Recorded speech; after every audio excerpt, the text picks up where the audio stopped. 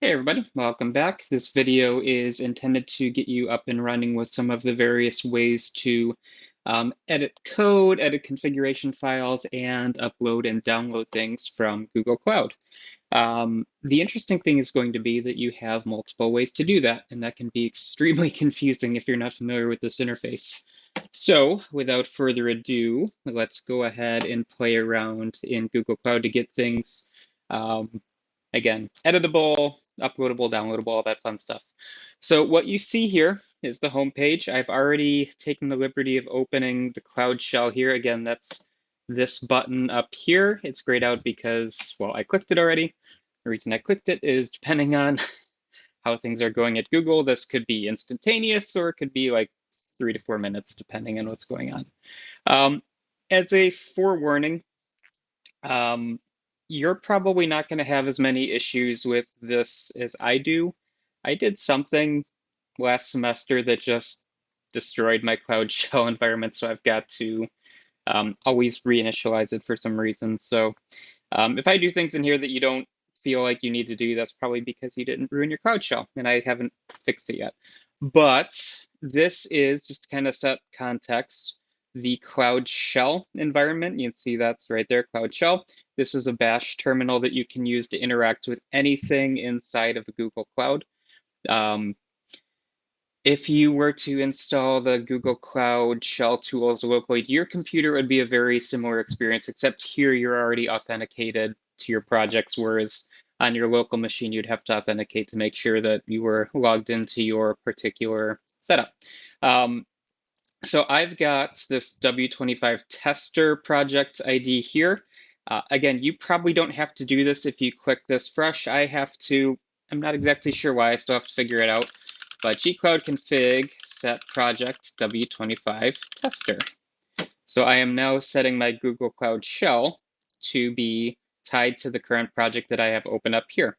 Um, Again, in theory, it should already be set. However, for whatever reason, mine doesn't remember that. So I've got to do that. If you get into any weird issues where you don't see resources or you're not being able to interact with the things you've created in the cloud and you're trying to do things from the shell, make sure your project ID is set. That's like the number one reason why things don't work. And you could get into that state, honestly, if you are working in a project and then you change to something else, and then you already have the Cloud Shell open, it doesn't automatically switch over to the new project. So just kind of a little bit up front there. So the reason why we're getting into this video is, again, this is a Cloud Shell. So let's say that I want to edit stuff. This is a Bash shell. I'm going to be using Vim throughout this class. That's already pre-baked, pre-installed here. What do I have? app.py, I suppose. I type Vim, app.py, and then I have a nice Vim interface. Again, if you're used to Bash, this is nothing new here. :Q for quits, and then I'm back out there. You can also use Nano if that's what you would rather use. If you're not familiar with terminal editing editors, Nano is probably the easiest. These carets that you see at the bottom are control, so Control X exits, Control O writes out or saves. I don't really use Nano, so you're going to see me use Vim whenever I go to edit files. But two ways that you can edit things just directly here in the terminal. If you get very proficient at working in the shell, you will see that pretty much all your activities will speed up because you can automate things, script them out. You don't have to be clicking every single thing in the Cloud Console. But that's honestly pretty straightforward. Again, this is a shell that interacts with everything in Google Cloud. New feature for, well, at least recently new, is the fact that you have this editor. A couple years ago, this didn't exist. They've been rolling it out. I patently ignored it, and then this past semester, I decided to try it out for my undergrad students. And if you are familiar with VS Code, this is essentially a VS Code environment for Google Cloud. Now, it moved me over to this new window. I can pull this down, and I still see my console here. But what you see here is, again, a VS Code interface for the cloud. So if I were to go to that app.py file, here is, my nice VS Code interface, including, extensions that you can install. If you set up source control, for instance, you tie your environment to Git, These are options that you could play with. Honestly, if you're not familiar with editing things in the shell, this is a nice, easy interface to do that with. All right, and then you can also create new files, new folders, that kind of fun stuff. I'm not going to be spending a lot of time in the editor, but I wanted to point it out as something that you can use if you want to, because it's there and it makes your life a lot easier, even with all the million pop-ups that they give you for the VS Code thing. Other things that we want to consider. So if I go back to the terminal, this is the Cloud Shell, and I keep reiterating that on purpose. I'm going to go over here to the compute engine because this will be one of the first projects that you all do is set up a virtual machine instance, right? Well, hopefully, right? By this point, you'll have seen the assignment. But I'm going to go ahead and, I'm not going to create a new one. I'm actually going to go to one that I already have created before because I don't want to spend all the time creating things. So I've got this virtual machine instance here for, actually it was apparently for you all, but I think this was for last year's class. I want to say I set up Apache and whatnot on that. I'm just waiting for it to get started there. You can see it's still going, but it is a different shell environment from what you see down here. This can be confusing if you're not used to this. All right, so I'm going to grab the project ID for this project and set it. Config set project. Yep. Okay, so my project is now updated. This VM is up and running. I click SSH because you have to work with your virtual machine. So this will take a second. We get a little login pop-up. And now I have two shells in front of you. Again, confusing if you're not used to this thing. This SSH pop-up is specific to this virtual machine. This shell is for the entirety of your Google Cloud environment, all right? So if I am asking you to do things with cloud storage or cloud functions or things of that nature, and you're doing it in the shell, it's going to be the cloud shell, not a virtual machine, not a compute engine instance. That being said, you are absolutely able to use the Google Cloud tools in here. I'm pretty sure, maybe, probably not. You probably have to go ahead and install it all in here. I couldn't remember if Google auto-installed it for you or not when you spun up a VM. The fact that it's taking so long. Gcloud config help. Might be learning something new live on video. It's taking a long time. This is a micro instance. It's got one virtual CPU and a tiny bit of RAM. Okay, so cool. I've never done this in the compute engine, so I just wanted to try it out. It does have the gcloud terminal commands installed, which is nice and handy if you wanted to do that. But you would treat this, the virtual machine instance, kind of like you would your local computer. So if I were to go to my own terminal, so here I'm running Endeavor OS, which is a flavor of Arch Linux. This one is on my computer. I would have to have the gcloud packages tools installed here and then authenticate. It's going to be the same thing here. Again, the difference is this is particular to a VM. This is particular to the entirety of your project. Confusing if you're not used to it, but I just wanted to be extremely clear with that. I'm going to leave this open for a sec. So we have multiple ways that we can edit files. So here in Cloud Console, I showed you using Vim and Nano in the shell, popping open the editor to do that as well.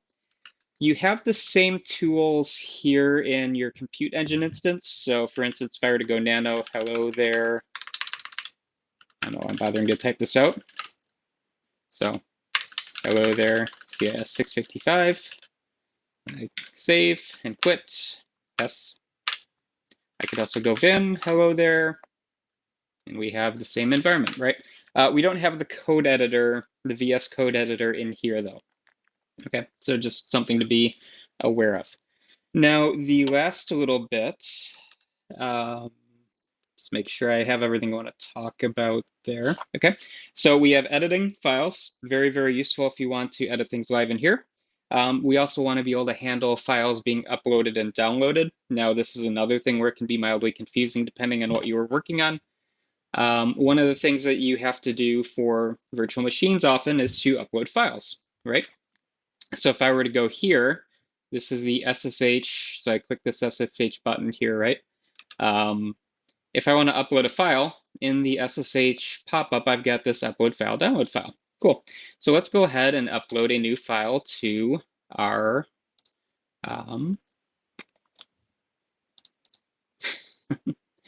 thing. All right, Windows 95, my favorite background for my Linux machines.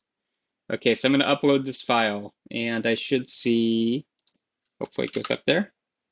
Oh, where'd it go? I must have clicked cancel, perhaps?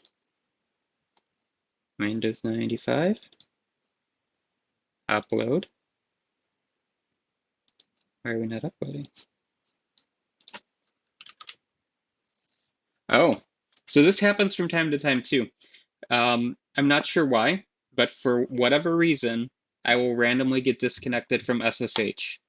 And you will know that happens if things are just weirdly not working.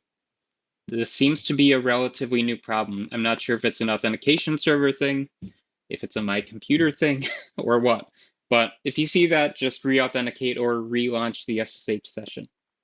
So let's try this again. One more time. Windows 95. Upload. There we go. So we see the little transfer thing happen there. Okay. Get rid of that. And now I do an ls. I see Windows 95.png. Cool. So if I were to go, I do have that. All right. So if I were to move this over to my web server, I could view that through the browser. However, right now it is just on this VM. Okay, easy enough. This is only on the virtual machine. Other things you might want to do are download files, right? So I don't know why that moved over there, but when I click download, it's going to be a different process. And this is kind of why I wanted to call it out, and I'm really spending time talking about this. So upload is easy, you just pick the file. Download, because it's on this machine, you have to give it the absolute path to the file. So let's say I want to get this index.html from my web server that I've got installed, right? And I've been talking about this web server. I should probably show you that it exists. I don't have HTTPS installed, it's just HTTP. There's my default page. It's very exciting. If I want to download it, I need to go ahead and give it the full path. So this includes the entirety of the path structure. And again, this is a Linux file structure. So you have to make sure you have your slashes going the right direction. But you can't do like relative paths or anything like that. So I click download. It's going to go to my download folder. I now have my index.html from my compute engine instance. Okay, if that makes sense, hopefully. That's all particular to your compute engine. Now, you can do the same thing in the Cloud Shell. May or may not be confusing, right? We have multiple terminals going here. This is, again, accessible to everything. Think of it as a local shell that you can play with. If I want to upload, I click upload. I see the same thing. I also get a little bit more stuff. I don't think that I had a destination directory in the compute engine instance before. However, here I do. I'm going to upload a file. Let's upload the glitched version. I was just dinking around with pixel sorting. It's going to go to my home directory. I see that, well, I can't see it right this second. I'll click upload. I see that go here. ls. I see there's my file right there that I uploaded to my home directory. If I do pwd, I see my home directory. All right, so home / your username. I have uploaded a file. Similarly, if I want to download a file, click this, go to download. I actually have the ability to pick things. It'd be really nice if this was implemented in the compute engine. However, I could go ahead and download this now too if I wanted, and it gets downloaded to my computer. This would be in my downloads folder if I were to pop that open. Okay. You can also give it the direct path if you want, but I just wanted to really call out that these are two different environments. Compute engine is its own thing. It's its own little sandboxed environment. The shell is accessible everywhere for you in Google Cloud. Couple of other things I wanted to go over. So lost how long I've been recording. I've got a little timer somewhere. Oh, there it is. Going on a little bit long. Apologies for that, but this is one to really kind of get figured out, because if you can't do this, a lot of other things become problematic, right? If your Cloud Shell is not responding, if you've done something wonky, you can go to these three dots and you can restart it. And what this is going to do is basically reinstantiate the virtual machine that's running your Cloud Shell. So there's actually a VM behind this that's provisioned and running to handle your bash. Typically, you don't have to do this unless if you're messing with file settings or startup scripts or things like that, but sometimes it becomes unresponsive and you have to do that. If it is really bad, go into safe mode, and that will basically give you a temporary shell. None of your files will be there. With that, actually, sorry, that's not safe mode. That's ephemeral mode I'm talking about. Ephemeral mode is non-persistent. Ephemeral mode means that none of your files will be there. This is essentially a temporary safe mode for you to do some things while making sure that you still have access to the Cloud Shell. I'm not going to run that right now, but for instance, if I were to do that, I'll do it anyway to show you what's going on. So I type ls, this is my home directory, all my files. I've got a Terraform demo, App Engine stuff, Cloud Functions. If I were to restart in ephemeral mode, okay, I'm going to save this. I'm going to get a new shell. Shouldn't take that long. But if I were now to go ahead and say ls, I've got nothing in here, right? Reason I'm pointing this out, make sure that anything that you do while in ephemeral mode that you save, because once this goes away, the files are no longer accessible. It is gone. It's ephemeral. If you were to go into safe mode, it like basically disables things that you have done wrong. It also logs you in as root. So in case if you have files that have gotten permission locked or kind of weird things have happened, you do that. Okay. Yeah, that's pretty much it. So I just wanted to make sure that you were aware of the various editor options that you have, the ability to upload and download files, and also play around with these three dots here and see what's in here. These are the settings for your shell. You're probably going to be in default mode for the entirety of this class, unless if you are more of a power user and start mucking about with your file settings and all that. Things like your bash profile, for example. Okie dokie, other than that, I hope you all have a delightful day, and I will see you in the next video. Bye, everybody.